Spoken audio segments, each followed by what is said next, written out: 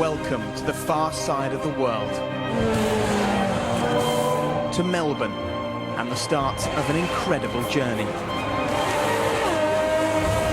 A journey that will crisscross 4 continents. And on this journey, a story will unfold that's beyond mere sporting contest. Because this is Formula One.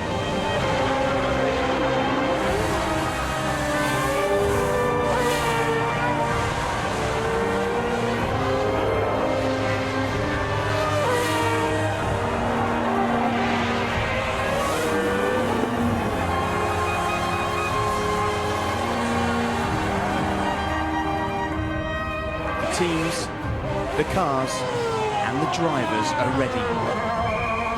Hey, you.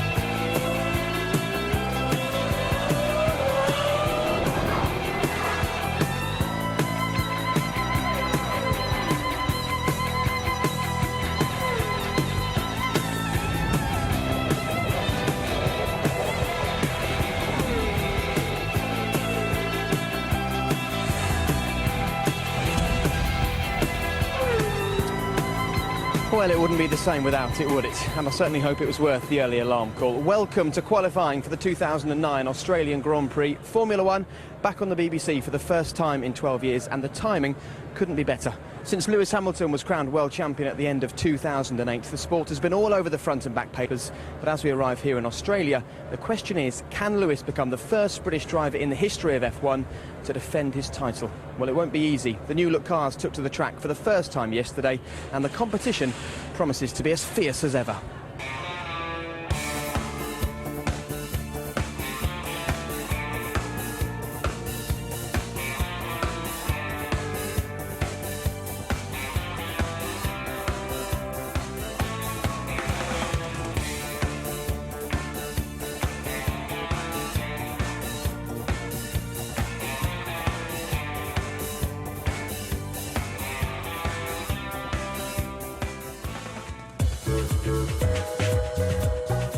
Well, this is round 1 of 17 races that will decide the destination of the Drivers' and Constructors' World titles. The demanding temporary Albert Park circuit here in Melbourne has been the traditional start of the season for the past 13 years. And here's how the rest of the season shapes up. After the first 4 races, which as you can see are quite far from home, we then head all the way back to Europe for the tight twists and turns of Monaco, and an historic farewell to Silverstone for the British Grand Prix on the 21st of June, before for the first time the season ends at an all-new circuit, the Yas Marina circuit in Abu Dhabi on the 1st of November. And I think that's one brand new sporting venue that we can expect to be finished on time, don't you? And with us on that journey around the world, 2 men who spent their entire careers making headlines and winning races in Formula One.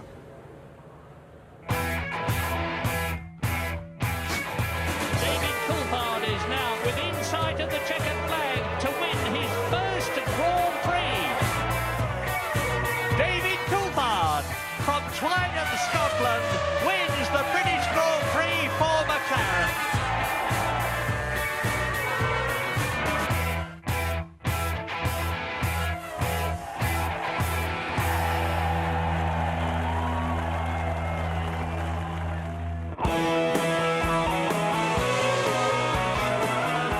David Hill wins in Belgium.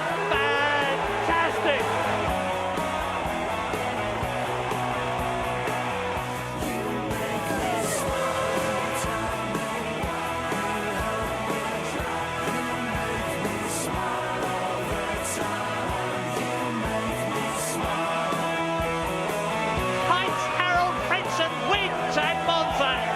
Magnificent victory for Jordan.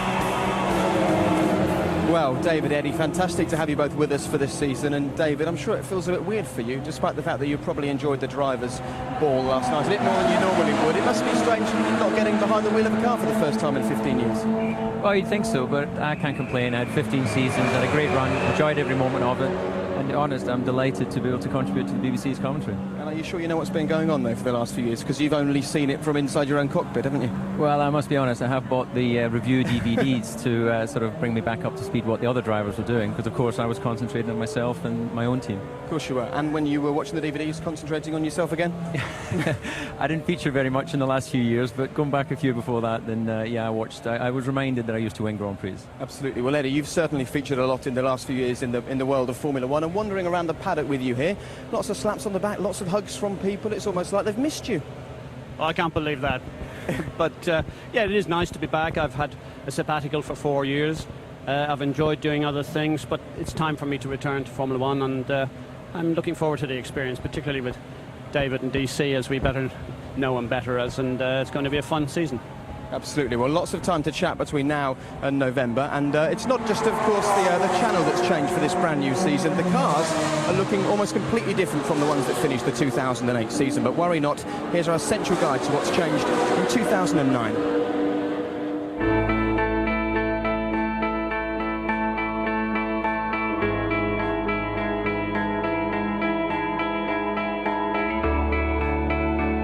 Revolution, or simply evolution. The fact is, Formula One is forever changing.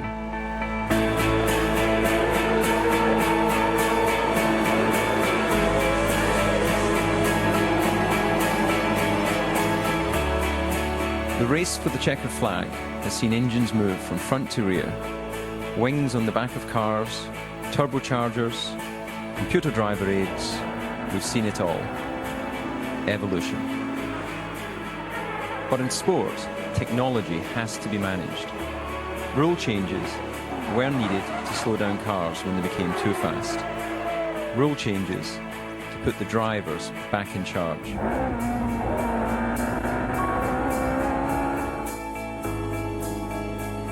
So on to 2009, and in a world that calls for lower costs and greater sustainability, Formula One has had to change again. Expensive testing has been reduced. Fewer, longer-lasting engines must be used.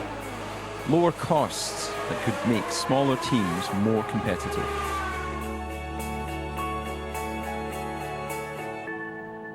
But as ever, the biggest change is the cars. Last year, cars were designed to stick to the track like glue.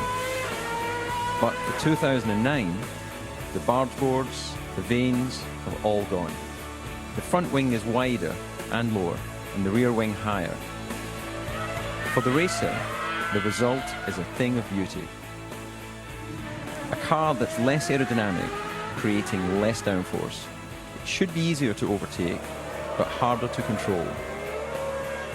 Slicks are back, but these new cars are not without futuristic technology. KERS is new for 2009. A push-button power boost to be used sparingly but tactically. A weapon of defense or attack. Because this is a driver's car, not designed for its looks. It's designed for competitive wheel-to-wheel racing.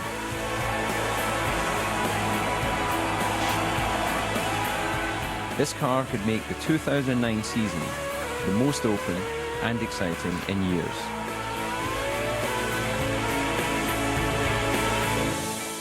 Not everyone is happy with the new changes, but Formula One has to evolve, to adapt, to ensure that the future is bright.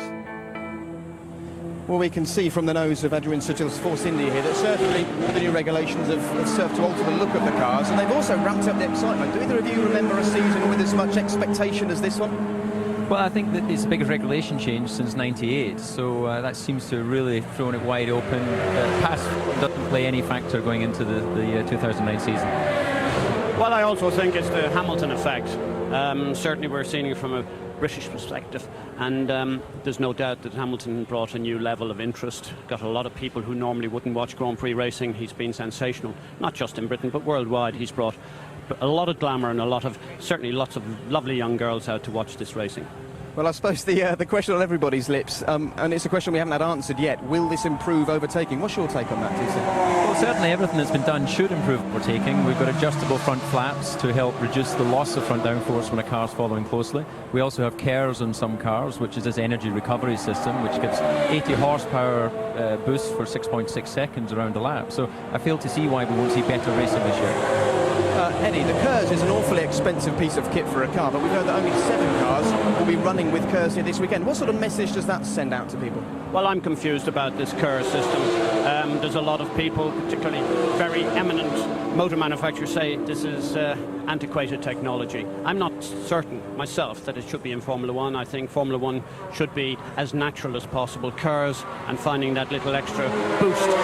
That's, for me, what used to go on in America many years ago, and they've abandoned it. I think it won't be long before it's abandoned in Formula One. OK, well, certainly the cars look very different indeed, but the drivers, well, they don't. In fact, there's only one rookie coming new to the sport this year. So here's our first look at some of the drivers taken to the grid with Jonathan Ledyard.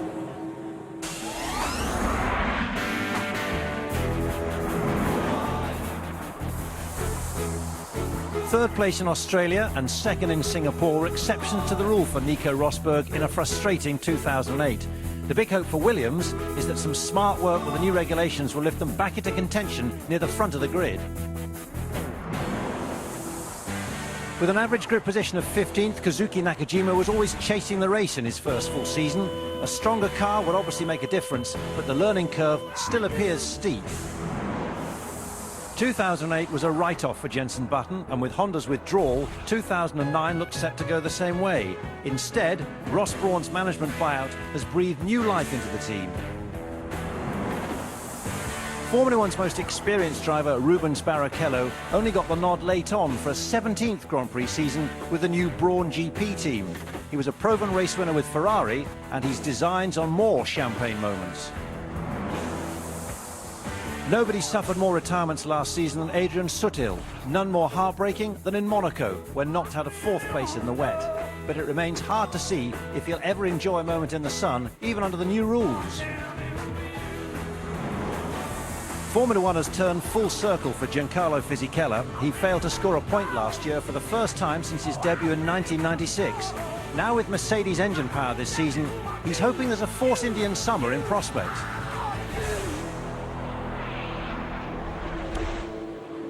Well, 2 drivers who so nearly didn't feature there, of course, Rubens Barrichello and Jenson Button. Last season, they drove for Honda, and after a dismal couple of years towards the end of the Honda time in Formula One, they decided to pull the plug on their involvement in the sport, which meant that at the worst possible times financially, someone was going to be looking to save hundreds of jobs and the drives for Jenson and Rubens. Well, one man did step forward, Ross Brawn, and from the ashes of Honda, Brawn GP has now emerged. They're here in Melbourne, and the good news continues. Today it was announced that Virgin are also going to be putting their involvement into this brand new car. They're sponsoring the car for 2009, so fantastic news. And very shortly we'll hear from Ross Brawn. You can see him there discussing the agreement with Richard Branson, so stick with us to hear from Ross Brawn. But right now, perhaps we should hear from Jenson Button. He's a man who so nearly didn't have a drive here this season, and by all accounts, he's turned up ready to race like never before. Lee McKenzie chatted to him last night. A new team for a new season, but plenty of familiar faces. From the ashes of Honda, Brawn GP has arisen. But are they really the underdogs when the car was designed early last season with full Honda backing? We have produced a good car and we have spent a lot of time in producing this car. But we're not the only team. You know, most teams on the grid that weren't competitive last season would have been putting a lot of time and energy into producing a 2009 car. People can't use that as a reason, I don't think. I think that we've just done a better job than most. Brawn's testing has been limited, which has left them at a disadvantage. We haven't done a lot of work with different setups on the car, and also changing the car in a session. You know, if you want a setup change, sometimes it's taking a lot longer than we expect. So the first session I had to sit out the last 30 minutes because we couldn't do the setup change quick enough, and we thought it would take only 10 minutes. The new rule changes mean that even the Brawn duo, with over 24 years of Formula One experience between them, are still learning all the time. We've struggled really in the cool conditions to get the harder tyre working on the first couple of laps and the softer tyre working. And as soon as it does start working, it starts graining. So the tyres are tough at the moment, and that's the area I think that everybody is going to be working on. The headlines in the winter that read that Jensen's career was over are now telling a very different story. Favourite for a race win, short odds for the championship.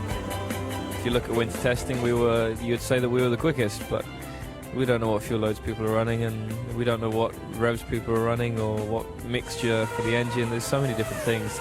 All I know is that the car feels good, and that's it really. You know, I wouldn't say that we're going to win the race, or I wouldn't say we're going to finish 5th or 6th. I wouldn't have a clue where we're going to be. You know, that's why we're here this weekend. We're racing because we don't know who's going to win, and that's why it's exciting. Well, David, for most of the winter it was a chat about how fantastic Formula One's going to be, and then as a sort of side note, poor old Jensen Button's not going to be here, but he is here, he's back in the game, and you know him well. How would he have taken the news that he might not have been involved this season? Well, I spoke to him during the off-season, and he had absolute belief that the team would make its way through from finishing up as Honda and then be reborn. Obviously, he had inside information, and here we are in Melbourne, so his belief and confidence in the team has proven to be correct. And it looks like the speeds that they've been showing us so far, Eddie. It's great news for Jensen, and of course, great news for Rubens. You know him well, he used to drive for you. You must be delighted. Well, I'm delighted not just for Rubens and Jensen, as David has just said. I think it's a huge boost to Formula One, and I'm sure the magic wand of Bernie has been lurking around there somewhere, getting the right things in place, because Ross is a very good technical man. We have yet to see what he's going to be like as a team owner, so he would probably have needed somebody like Bernie to just oil the wheels, make it all happen. Well, of course, there would be no Formula One without Bernie, though, would there? He oils all the wheels, doesn't he? Well, that Keeps seems it to be the reputation. No, but that's true. I mean, we only have to see what he's made this sport, and we see what's happening here in Melbourne and the excitement worldwide. He is the main leading protagonist in making this all possible, yeah. And full marks to him. I'm sure Bernie Eccleston's delighted that Brawn are in the game, but if you're thinking it's all good news, then think again, because Brawn are just one of 3 teams that have been involved in a row here this weekend about a part on the rear of their car called the diffuser. Some teams aren't happy with their design. They think it goes against the new regulations that we're seeing for this season. Well, to tell us more about this row that looks like it might just rumble on, here's Ted Kravitz. If any team finds a technical advantage, they try to keep it secret for as long as possible, even if that means forming a human shield of mechanics to protect the rear of the car from prying eyes. The advantage gained from the diffuser is so great that few expect any team other than a Brawn, a Toyota or a Williams to be on pole today. The debate relates to the central section. The 7 standard teams have more enclosed and restricted sections, while those of the 3 protested teams are visibly more open. From the rear, you can even see right through the Brawn's diffuser. The area is key to the car's performance, so it really is worth fighting over. The diffuser is the part of the floor at the rear of the car that you can see when you see the backward shots. It's a part that sort of curves upwards. And basically it's a surface that generates downforce from the air accelerating. What these 3 teams are doing is they've found a way of really having 2 diffusers on the car and connecting one of them with the rear wing like we used to do in the old days, and really making the whole thing more powerful and more effective. The stewards here have decided that the diffusers are legal. The rules are very clear. I mean, they allow you to put certain areas of the car with ducts, and there's from our perspective, no discussion. But the protesting teams, say Toyota, Brawn and Williams, are in breach of the letter and the spirit of the new rules. The whole new concept of these regulations is undermined by the concept of a double-decker, rear diffuser. So that was why Red Bull Racing sort of sought clarity on it. Almost inevitable with a brand new set of regulations that you're going to have some grey areas, and so Melbourne's obviously the first opportunity to raise those questions with the governing body. So the argument will now go to the FIA Court of Appeal, but since that hearing won't take place until the 15th and 16th of April before the Chinese Grand Prix, the results of the first 2 races must remain provisional. Not an ideal situation, but everyone does want the issue sorted out. It is very clear that it's a big advantage, speaking to some of the guys from our team, but also from other teams. I was surprised to hear that they are all pretty sure that it's more than half a second, and in Formula One that's a world. If everyone can do what some other teams are doing, then we'll all do it, or vice versa. So I think that's what they want. If it's inside the rule, they done their homework. The rules are there. Anyone can interpret it in their own way. So I'm happy that my engineers were clever than the others. When you're quick, people are always going to be looking for a reason for it. The reason that I say is because we've produced a very good car, and also, as far as I know, it's 100% legal. Since each side is sure their reading of the rules is the correct one, whatever the appeal court decides will lead to a lot of extra work, angst and expense in F1's factories. It's been an early test of the team's newfound unity. Well, if you're starting to struggle, make yourself another coffee. Qualifying is just 40 minutes away here. You've got to stay up for that, but I'm delighted to say that the new team owner of Brawn GP, Ross Brawn, has joined us. And Ross, we were just finding out all about this diffuser row. We'll talk about that in just a few moments. But first, you're here on the grid in Melbourne. You arrived a few days ago. You saw the Brawn GP banners everywhere. How does it feel to be back in? Well, it's good to be here. The name's a little bit strange. There wasn't something that was planned. It evolved almost by accident. But yeah, we're so pleased to be here. There were times during the winter when I didn't think it was possible, but we got through. And I think the job the guys have done, given the circumstances we've been in, is tremendous. Absolutely fantastic. For those who don't know, just explain to us how close you came to shutting the doors and turning off the lights at your Brackley HQ. Several times. It was difficult to see a way forward. And of course, with a large corporation like Honda, you don't get quick decisions. But in fairness to them, they came through, they supported us and allowed us to bring the team in.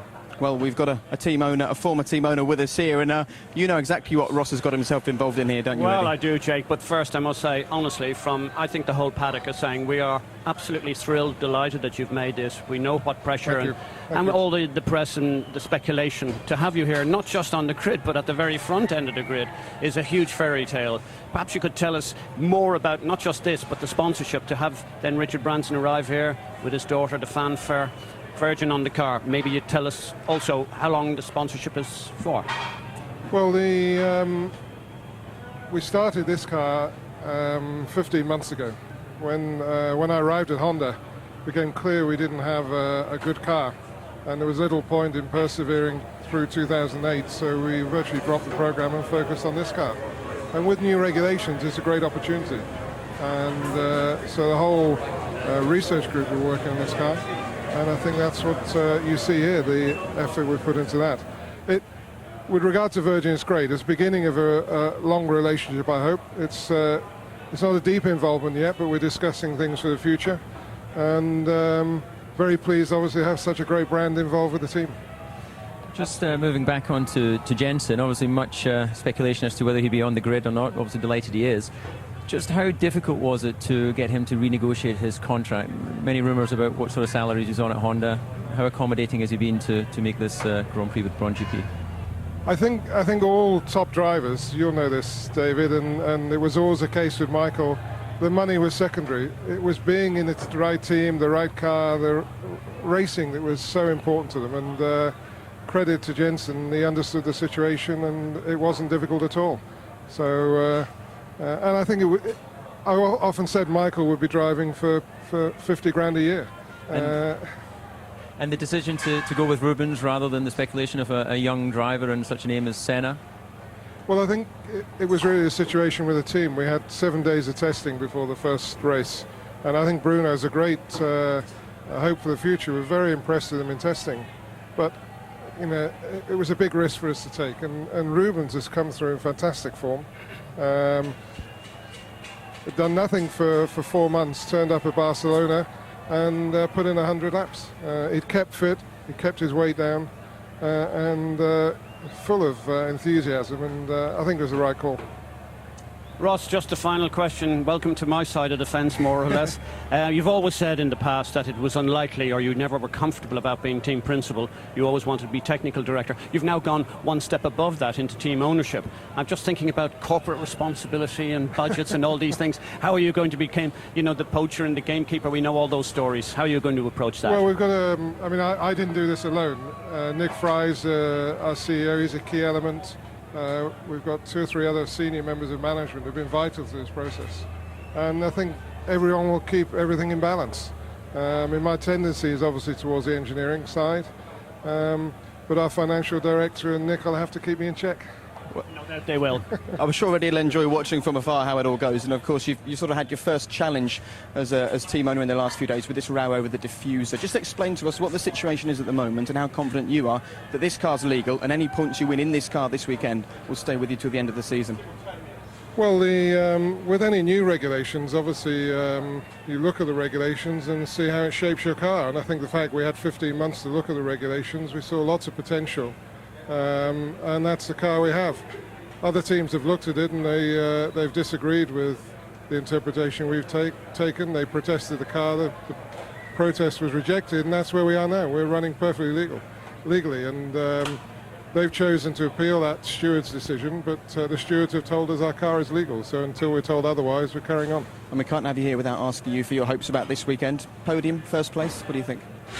Well, being here is just unbelievable, so but the car looks very good, so a bit unlucky to make predictions. All right, well, as we can hear from the guys behind you, qualifying's getting close, they're getting the car ready. Thank you very much for taking the time out to speak to us, and I'm sure we'll see a lot more of you for the rest of this season. Okay, thanks very much. And you stay with us as well. Qualifying's not far away, but right now, let's have a look at some more of the drivers taken to the grid for this brand new Formula One season on the BBC. Formula One regulations restrict each driver to 14 sets of dry weather tyres, that's 7 each of 2 different rubber compounds, plus 4 sets of intermediate condition tyres, and finally 3 sets of wet tyres for use in heavy rain. That's 84 tyres in total.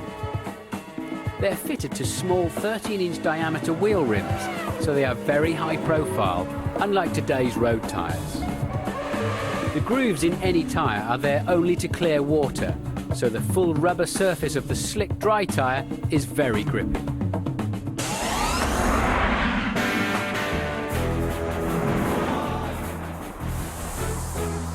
Now Toyota's longest-serving Formula One driver, Jarno Trulli, says their new car is the best ever. Pre-season performances have reflected that, so could this be the year Toyota finally score their first Grand Prix victory? 2 accidents and a startling second place in Hungary stood out in Timo Glock's debut for Toyota, not to mention that last corner drama in Brazil. His increasing competitiveness in the second half of the year augurs well for another step up in this campaign. A winning CV in Europe and America counted for little for Sebastian Bourdais in Formula One, particularly against a high flyer like Sebastian Vettel. 2008 was a struggle. With such an inexperienced teammate this season, Toro Rosso will need Bourdais to be up to speed as quickly as possible. Fresh from their success last year with Vettel, Toro Rosso will field another Sebastian from their young driver programme. 20-year-old Swiss Sebastian Buemi will be the youngest man and the only rookie on the grid, having first got behind the wheel of a Grand Prix car aged just 14. As if recovering from a broken leg and a fractured shoulder after his mountain bike accident wasn't challenging enough, Mark Webber's now got his hands full with Formula One's young hot shoe, Sebastian Vettel, as his teammate. Red Bull believe Adrian Newey's car's a winner. Webber will want to be first to prove them right. The superlatives haven't stopped since Sebastian Vettel became the youngest Grand Prix winner at Monza last year. The duel with his vastly more experienced teammate will reveal plenty about the talents and prospects for both drivers. Well, Red Bull's Mark Webber, still searching for his first win as a driver, has been nicknamed Mr. Unlucky, and not just because of what happens on the track. Last November, whilst taking part in his own charity cycling event in Tasmania, he was hit by a car. He broke his leg and fractured his shoulder, which of course meant it would be a real race against time to be fit for the first race of this season. Well, desperate measures were called for, and Martin Brundle went along to find out more. Going into a room that's minus 120 degrees centigrade, it's fun to join you in there, but it's pretty extreme, isn't it? Yeah, it's cold. For his first little crack, Mr. Brundle, that'd be good for him. You need t-shirts or no? Martin's failing the medical. There's a lot of research that suggests that is very good to help the blood get flushed around the areas where I need healing. No one knows until now, but I fractured my shoulder as well, so the shoulder's really improved since I've been coming to the chamber here with Renato and the guys. They've been amazing. So, and I wear 2 pairs of shorts to look after the big stuff. Now, I've seen you upside down at Le Mans, 200 miles an hour. We've seen you heavily in the wall in Brazil, some other shunts too. And then you go and break your leg on a push bike. Yeah, it was, you know, I love the outdoors, so there was always a risk, I suppose, of having an incident when I'm out doing those sort of sports, I suppose, but it was a freak accident. A car arrived, we hadn't seen a car for 3 hours. It was a lane and a half wide, and I really couldn't change my line. I was pretty committed to the line I was on because of the speed I was doing, and to meet on that section where it was absolutely the fastest section, the most narrowest section, yeah, you couldn't. You know, sometimes you think the bloke upstairs what sort of cards he deals every now and again, but I think I was lucky to get away with what I did. I said he's a fit young man, and Renata said, I don't think so. Not like you, so that's different. Hey, he was amazing in his day. He was very, very fit racing driver. Martin, yeah, very fast. So he's not very tall like you so much. No, he's shorter, yeah, because I'm a little bit taller, Renata. But the women like tall better than short, so. It's lucky you broke your throttle leg rather than your brake leg. Absolutely, I think that, you know, if I'd have broke my left leg, there's a lot more power that needs to be put through that leg, continuously as well. Obviously, you know, lap after lap for the big hairpins would have really put a lot of pressure on that weakened leg. So thank God it's the right leg, which is not under so much stress. Is it too late to change my mind? Yep. It's like that bungee jump, isn't it? Yeah.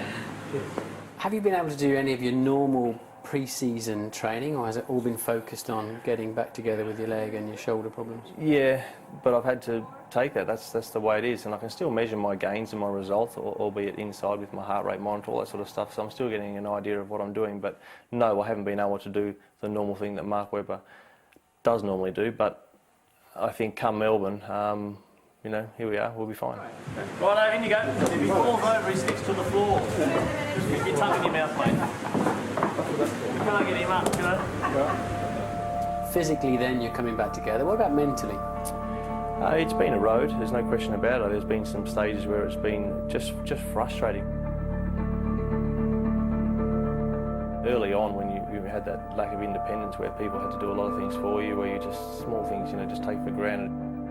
You know, mentally it is quite draining to have an injury of this sort, and even though you feel physically ready to go, but also mentally you probably need to lift off a bit when we get a chance.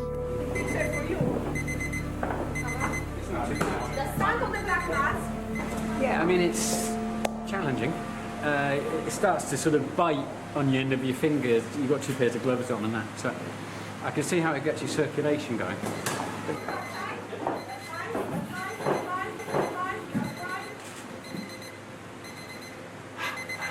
Are you behind the game, do you think, in terms of developing the car? I don't think so. I think that, you know, Adrian was very keen to use that extra time to develop the car, and also what was very reassuring, that very important first test in Portugal was an absolute washout, so that was also good for us because teams didn't gain a huge amount. You'll sleep well tonight, mate. Look, you've got the old circulation on the pins. And what about you for 2009? What are your targets personally? I'd like to win some races. Very, very tough. The competition is incredible, but I'd love to be able to do that. I mean, my bravado and stupidity probably got me into trouble, but my skill and experience got me out of trouble. Yeah. Little hurdle, press on. Well, I think that pretty much sums up the man. Martin Brundle, welcome to the team. We're delighted that you've made the step over. I'm just sorry we made you take your top off for the first time we see. Well, let me first say, you guys are doing a great job, like you've been working together for years, so congratulations on that. Yeah, that was my first job for BBC F1. It's like an initiation test, wasn't it? Dodgy socks and shorts, 2 pairs of gloves, well, I thought a headband, admirably, and then throw me into a deep freeze with a beaten up racing driver, minus 120 in there, and you have to wear the headband because if not, it freezes the top of your ears. It would be Dr. Spock's worst nightmare, wouldn't it? What does it actually do, that freezing? It's called a cryogenic chamber, and what it does, you go in for about 4 minutes, and Mark kindly invited me in there with him. And obviously, the first is like an antechamber that's minus 70, and then the main chamber that's minus 120. And it just gets the circulation going around your body. When you come out of there, your whole body's just pumping. It's incredible. And I can understand how that helped Mark to recover more quickly. And talking about Mark's recovery, we saw him at the end there. I mean, he's a stoic guy. He takes things on the chin. He said, it's the way it rolls. What did you make of him when you spent that time with him, mentally and physically?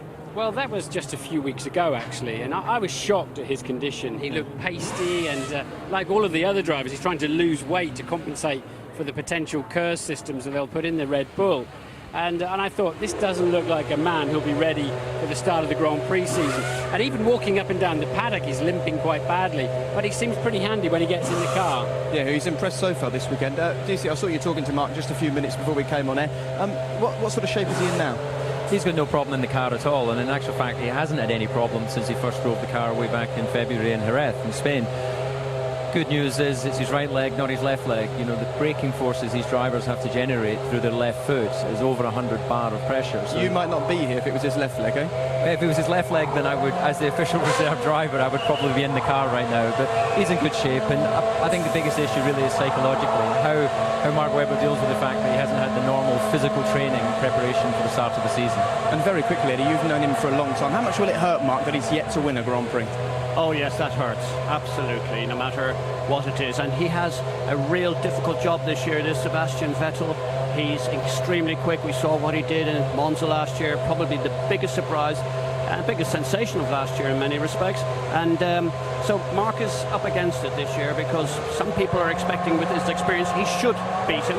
But Vettel, he's a tough competitor, and I think myself it's certainly going to be a battle worth watching. Sure. OK, Martin, thank you very much for joining us. And while Martin hotfoots it up to the commentary box to join his partner in crime, Jonathan Ledyard, we can show you the final part of our guide to the drivers for this brand new season. But first this. Aerodynamic and mechanical balance is the holy grail of setting up a Formula One car for best performance. On the limit, a race car will always be sliding to an extent. Balance means that the front and rear of the car slides in unison in a predictable and consistent way. Oversteer is when the back wheels slide more when cornering. As the back of the car steps out, it points to the inside of the corner. It is oversteer.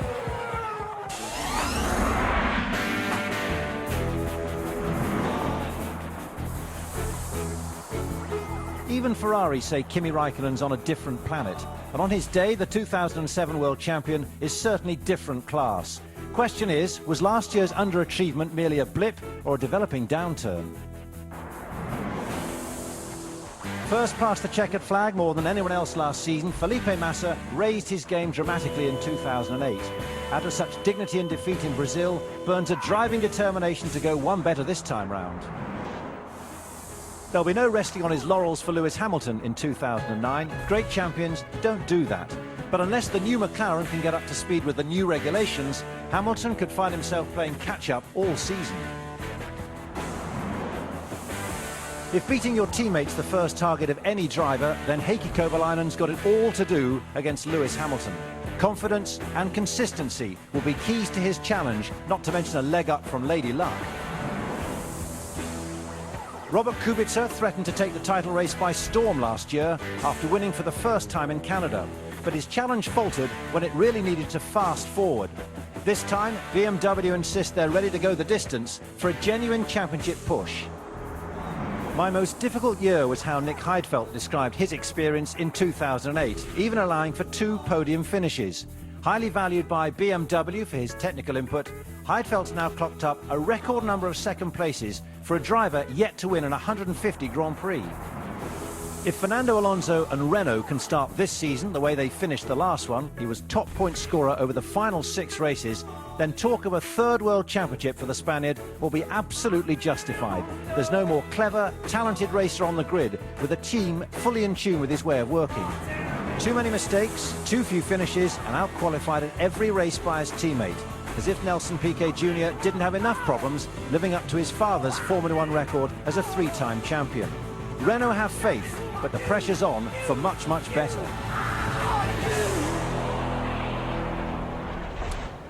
Well, only 8 men have managed to defend the Drivers' World title in Formula One. Can Lewis Hamilton join that elite band of guys? Well, looking at the MP424 so far, it doesn't seem so. But you should never underestimate a world champion.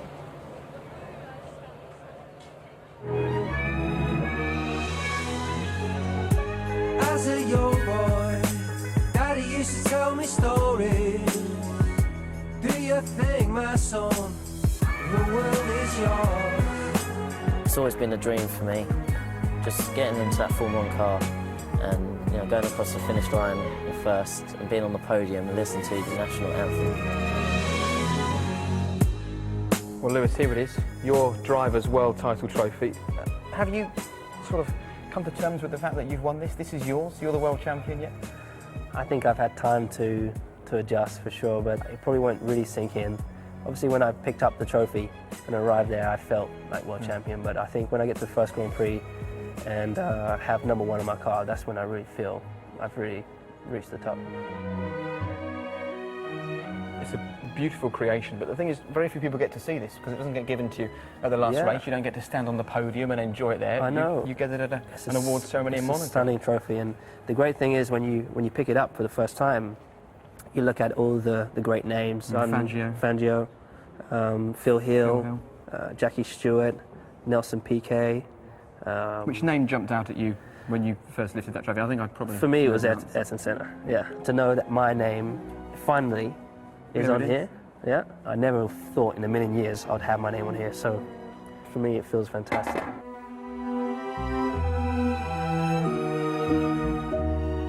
This is the car that he won the world title in that year. How does it make you feel when you come here and see this? It's incredible to be standing here next to one of the cars that Ayrton actually raced and won in. Knowing that I have a car alongside his is a real privilege for me. You won the world title, of course, just a short jog away from Senna's final resting place. I imagine that had some resonance for you as well. Yeah, well, the first time I went to Brazil, I felt like his presence. I felt, wow, I'm really in Brazil. This is what I've seen on all of his videos and his books. You see the Brazilian flag. I don't know if you've ever seen the onboard footage of him driving around Monaco. Well, this is driving with one hand, shifting, and I think you'd quite enjoy that. I think you'd strike me as a one-handed kind of Formula 1 I'd love driver, it. you know? I wouldn't want to damage it. No. It's a priceless 10 world piece. titles, the drive's all yours. How about that? Yeah, maybe. It could happen, couldn't it? So this is the car that you drove to the world title this year. You must feel a very strange bond with your title-winning car. Absolutely. You do feel a bond with your car. You have to have belief that the thing's going to be reliable, and also to see #1. Number 22, goodbye. Yep. #1, hello. This was, of course, the car that got you a whisker ahead of Felipe Massa at the end. How did your opinion of him change throughout the season? My opinion hasn't changed for Felipe. Obviously, just to see the professionalism he had, we've always got that respect there, and it just grows. The more and more you get to know each other, the more experiences you go through together, battling with each other, the more respect you'll earn.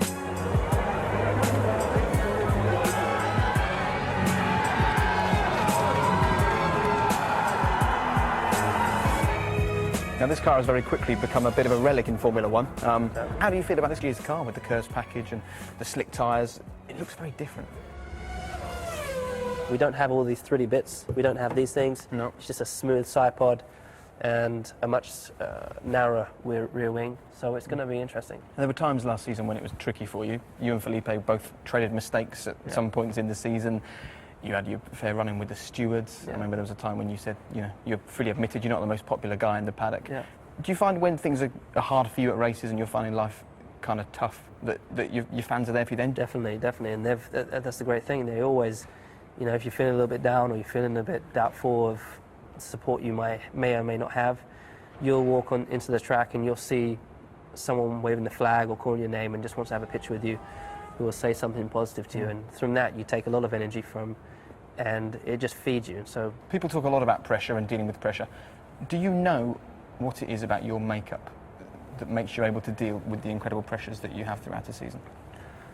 No, I think it's partly to do with the way I've been brought up, my family around me, my younger brother. He's, because at some races like Silverstone last year, I was like, Nick, it's raining. He's like, man, don't worry. He always say, you're the best in the rain.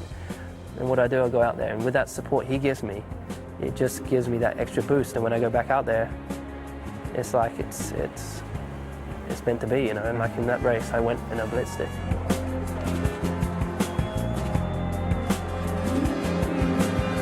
Well, you certainly put Nick through the ringer in Sao Paulo. Yeah. Final race of the season. But of course, if you gave him a little trip in the McLaren F1 car, I'm sure it would make up for all of the emotional things that you put him through in that pit lane that day. Yeah, this is my baby. What is it about this car? There are so many cars here, there are so many cars in the world. Yeah. Why this? Basically, I got a book for Christmas, and it had, it was the world's fastest cars, and this was the fastest car at the time, and this was on the front cover. So you love cars, you love racing. What else do you do to chill out and relax back home in Geneva? I play the guitar, I have a keyboard at home, and I do have a drum set, and so If I'm at home for a day, I'll probably spend a few hours up there making some noise. Me, Heikki, and my brother and Adrian Sutil will connect up on the internet and race GT cars or Formula 1 cars, whatever it is. Well, you might have it all, but you still want more. There's a golden key amongst all the doors. Do you honestly think Ron's going to give it to you? Do you think you'll get it? Yeah. Genuinely? He will 3 give world it. titles, this is He yours? will give it to me. Ron is a man of his word. I'm not sure it would go down very well in Geneva. You'd get a few people wondering what's going on. Yeah. Too loud for Geneva. Absolutely, absolutely. The world is yours. The world is yours.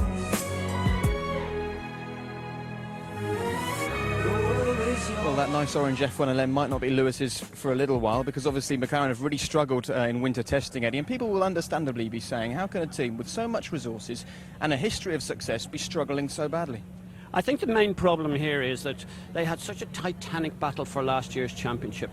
Possibly, you know, the body, everything just slows down a bit, whereas everyone else was working flat out. It's quite understandable. I'm quite certain McLaren have been far, far too successful for far too long to be letting a little problem like this haunt them. And they'll be back. They've also got the problem that they don't have a diffuser. But also another little aspect that I've noticed, Ross Brawn has alluded to the fact they now are giving away customer engines. It's a bit of a transition period for McLaren. They've never done it before.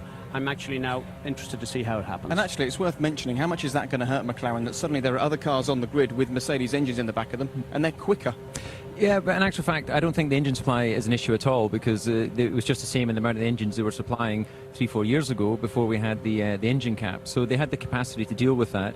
I think that the real issue, of course, is how they bounce back from what appears to be an aerodynamic issue. They're just not generating enough load on the car to deliver the lap time. OK, well, it looks at the moment like it is aerodynamics as opposed to the Mercedes engine, but we can now hear from the Vice President of Mercedes Motorsport, Norbert Haug. He's with Ted Kravitz. Well, Norbert, not the practice that we're used to seeing McLaren's. What's been happening? How are you looking going into qualifying? Well, it's going to be difficult, as we pointed out. I mean, it's realistically we're on the last third of the grid, so the gap was not too big. I mean, could have been worse. The guys are working very hard, and we just have some improvements to do. But I think it's fair to say that we are better up than we have been in Barcelona at that test. So since then, I think progress was made, and hopefully we can repeat it in qualifying. You know, I have to say thank you to the guys. I'm sure they're watching. They are really flat out working day and night, and I think who knows us knows that we come back. I mean, I just need to ask for a little bit of patience. This is difficult in motorsport, especially in Formula 1, that's clear. But we need to go through that. We have had 2 very good years, and Lewis had 35 races where he scored most points, more than anybody else. And now we're going to have probably the first third of the year, a difficult period of time. But I hope we are in a position to improve from race to race. Thanks, Norbert.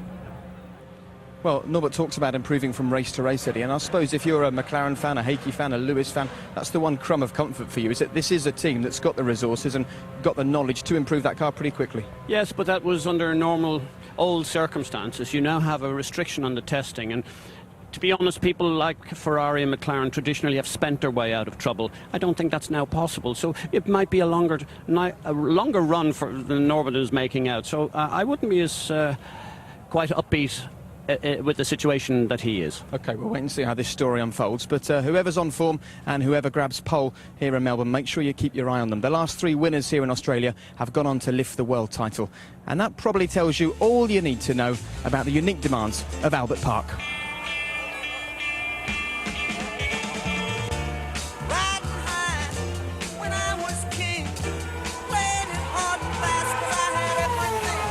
Traditionally the first Grand Prix, very, very exciting for people to see the new cars for the first time, drivers in different teams. I'm a big fan of street circuit, so it's one of my favourite tracks. Good atmosphere for me there because it's my home track.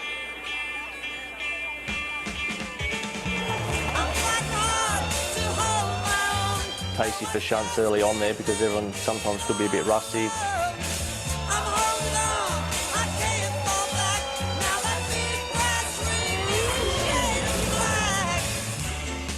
I think the best part of the Melbourne is turn 11, turn 12. High-speed change of direction is a fast left or fast right. And the grip level is pretty low as well. It's not a high grip circuit. Grip lever is changing quite quickly during the weekend, so you have to be quick enough and anticipate the track changes. Maybe someone remembers my off in quali lap where I put the car in the first row. Quick chicane, 6-gear corner. I went off there with 4 wheels, which is quite interesting. Great fun. Straight away, a great circuit to win the race, so the motivation is very high straight away. Qualifying's now just 10 minutes away, but the cars have already been out on track, both in the final practice session today and yesterday, and we learned an awful lot about how 2009 might be shaping up. Here's Ted. The Formula One form book hasn't just been torn up here in Melbourne practice, it's been shredded and burnt. Nico Rosberg has topped the timesheets in all 3 practice sessions on Friday and Saturday. All his fastest runs were set on low fuel, so while he's looking very good for pole position, the race pace of the Williams may be another matter. Ferrari, on the other hand, have had some uncharacteristically difficult moments. Felipe Massa just managed to hold on to this one, but Kimi Raikkonen has been off track and only completed 5 laps this morning following a hydraulic failure. But with their clever and legal diffuser, Brawn Grand Prix have confirmed their winter testing pace. The car's been quick both over short and long runs in practice, and Rubens Barrichello and Jenson Button say there's still more to come. But the standard diffuser teams have struggled. The new BMW seems particularly susceptible to changes in track temperature, and as the afternoon cools off, the performance of the tyres falls away, and no one has felt this more than Robert Kubica. We were struggling quite with overall grip, with the balance of the car, especially in prime tyres, which were very difficult to warm up, so yeah, we were lacking just general grip of the car. Well, it's been great news for Williams, with Nico Rosberg topping the timesheets in all of the practice sessions, and we can now hear from Patrick Head. Well, Patrick, it looks like Williams back to the front. It looks like the boys in Grove have built an absolute rocket ship. Well, I think it's a very sound car, and Nico and Kazuki are quite happy with it, but I'm not sure that we've headed 3 practice sessions, but I don't think the qualifying will be quite there. But I think we'll be in reasonable shape, but not right at the front, I don't think. That's interesting you say that. Why not? You think Brawn have got something up their sleeve? Yeah, I think there's a couple of 2 or 3 teams with something up their sleeves. So maybe, I mean, we've obviously got a little bit to go, but no. Anyway, it's best not to be too optimistic to avoid being disappointed. Okay, and the whole diffuser thing, we can't go into the detail because it's subject to appeal, of course, but how distracting has it been to the team's day-to-day operation? It's obviously taken up a little bit of time, particularly on Thursday and Thursday evening, but it was mainly Sam Michael, the technical director, and John Tomlinson, our head of aerodynamics. They dealt with it. We had some warning that there was a bit of a fuss going on. So, but as far as the team within the team and around the cars are concerned, it hasn't really been a factor. Okay, thanks very much. Have a good qualifying. Good. Thank you, Ted. Well, Eddie, Patrick there said, I think the best thing to do is not to get too optimistic. How will he really be feeling about the times they've been putting in? He will be over the moon. He's a wily old character. He's been around even longer than me. And, you know, he's a great tactician. He's won lots of great championships with lots of great drivers. And you can see by his own body language there, he's well up for this. He's on top of the world. Williams are back. Okay, it was a great start to the season here for Nico last season. How do you think it's going to shape up for him this year based on what you've seen so far? Yeah, indeed, he got his first podium here at this Grand Prix in the season opener. He's looking confident. I saw them at the driver's briefing yesterday, both himself and Nakajima, in turning the lap times. Topped each of the sessions. That's not by accident, it's because they've got good pace. So I'm sure they're going into this expecting to be in the front row. And of course, people would have been expecting us to talk about Lewis Hamilton being near the front. We've already heard about the problems that McLaren have got. What will the impact be on a driver like Lewis, who's not used to driving a bad car? Well, exactly. Great question, because Lewis really has only driven fabulously good cars, and this will be a big test for him, because great champions always make cars better, and you've seen that with Prost, you've seen it with David here, you've seen it with Schumacher, and this is a great test for him. To be a real great world champion in the future, he's going to have to drag this car right to the front. What could you do as a team principal to help him deal with what looks like a difficult car? Well, first of all, you have to put your arm around him, you have to encourage him, you have to show and you tell him what everybody is doing and how committed and how passionate You've got to show that the motivation is there within the team. All the normal things that if it was a parent what would be doing with a child. And I think they first have to come into place there. And I'm quite certain with his father and the family that he's got, it's first class. OK, well, let's quickly head up to the commentary box. So Jonathan Ledgard and Martin Brundle are waiting for us. And Jonathan, an awful lot of talk about this season. Very shortly, we'll see the pecking order. We're looking forward to it. Whatever Frank Williams or Patrick Head may feel about their chances, just let's see what's going to happen. It could be absolutely stunning. OK, here we go. The first qualifying session from the Australian Grand Prix.